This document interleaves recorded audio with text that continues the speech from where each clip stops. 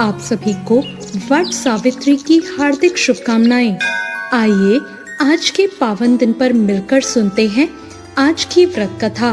एक बार की बात है, भद्र देश के एक राजा थे जिनका नाम अश्वपति था। भद्र देश के राजा अश्वपति के कोई भी संतान नहीं थी। उन्होंने संतान प्राप्ति के लिए मंत्रोच्चारण के साथ प्रतिदिन 1,00,000 आहुतियां दी। 18 वर्षों तक उन्होंने यही क्रम जारी रखा। इसके बाद सावित्री देवी ने प्रकट होकर उन्हें वर दिया कि हे राजन, तुझे एक तेजस्वी कन्या पैदा होगी। सावित्री देवी की कृपा से जन्म लेने के कारण कन्या का नाम सावित्री रखा गया। कन्या बड़ी होकर बेहद रूपवान हुई। उसके लिए योग्य वर न मिलने की वजह से उसके पिता दुखी थे। उन्होंने अपनी कन्या को ही स्वयं वर तलाशने को भेजा। सावित्री तपोवन में भटकने लगी। वहाँ साल्व देश के राजा घुमसेन रहते थे, क्योंकि उनका राज्य किसी ने छीन लिया था। उनके पुत्र सत्यवान को देखकर सावित्री ने पति के रूप में उनका वरण कर लिया। ऋषिराज नारद को जब ये बात पता चली तो वो राजा अश्वपति के पास पहुँचे और उन्होंने कहा, हे राजन, ये आप क्या कर रहे हैं? सत्यवान बहुत गुणवान है, धर्मात्मा है और बलवान भी है, लेकिन उनकी आयु बहुत छोटी है। वो अल्प आयु हैं। आज के 1 वर्ष के बाद ही उनकी मृत्यु हो जाएगी। ऋषिराज नारद की बात सुनकर राजा अश्वपति घोर चिंता में डूब गए।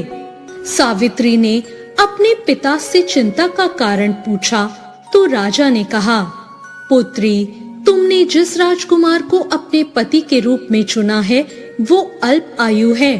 तुम किसी और को अपना जीवन साथी बना लो।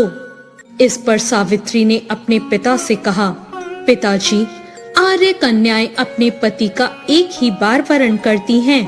राजा एक ही बार आज्ञा देता है और पंडित भी एक ही बार प्रतिज्ञा करते हैं और कन्यादान भी एक ही बार किया जाता है। मैं तो इन्हीं से विवाह करूंगी। सावित्री हट करने लगी। अब राजा अश्वपति ने सावित्री का विवाह सत्यवान से कर दिया। सावित्री अपने ससुराल पहुंचते ही सास ससुर की सेवा करने लगी।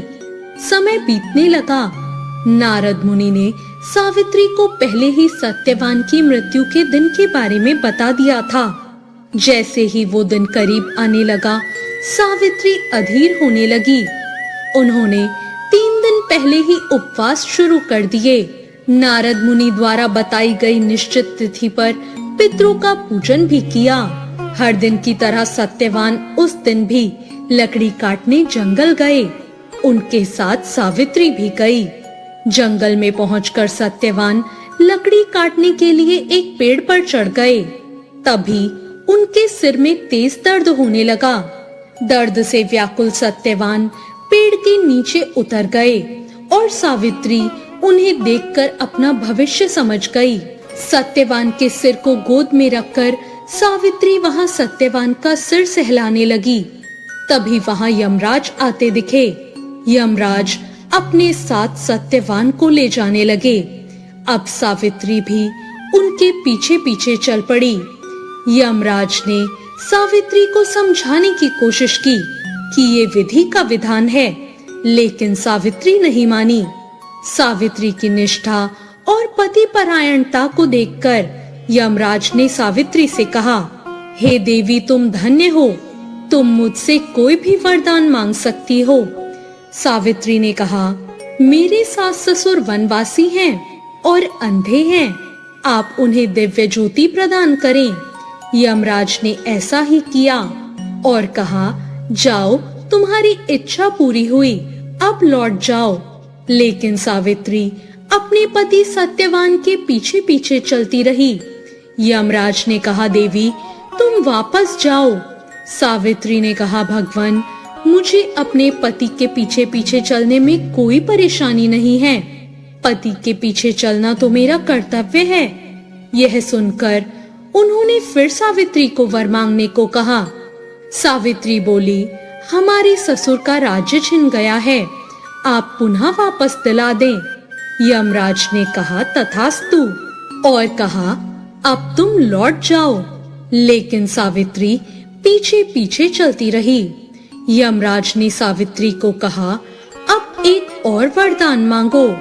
इस पर सावित्री ने 100 संतानों का और सौभाग्य का वरदान मांग लिया। यमराज ने कहा तथास्तु, जाओ ये वरदान भी मैंने तुम्हें दिया, अब लौट जाओ। सावित्री ने यमराज से कहा प्रभु, मैं एक पतिव्रता पत्नी हूँ, आपने मुझे पुत्रवती होने का आशीर्वाद दिया है, लेकिन अपने पति के बिना ये कैसे संभव होगा। ये सुनकर यमराज को सत्यवान के प्राण छोड़ने पड़े। अब यमराज अंतर्ध्यान हो गए और सावित्री उसी वटवृक्ष के पास आ गई, जहाँ उसके पति का मृत शरीर पड़ा था। सत्यवान जीवंत हो गए और दोनों खुशी खुशी अपने राज्य की ओर चल पड़े। जब दोनों घर पहुँचे तो देखा कि माता पिता की आंखें ठीक हो गई और सत्यवान सावित्री चिरकाल तक अपने राज्य का सुख भोगते रहे। इसी तरह पतिव्रता सावित्री की तरह ही सबसे पहले सास ससुर की पूजा करें, उनका आशीर्वाद लें और फिर वट सावित्री का व्रत करके इस कथा को सुनें।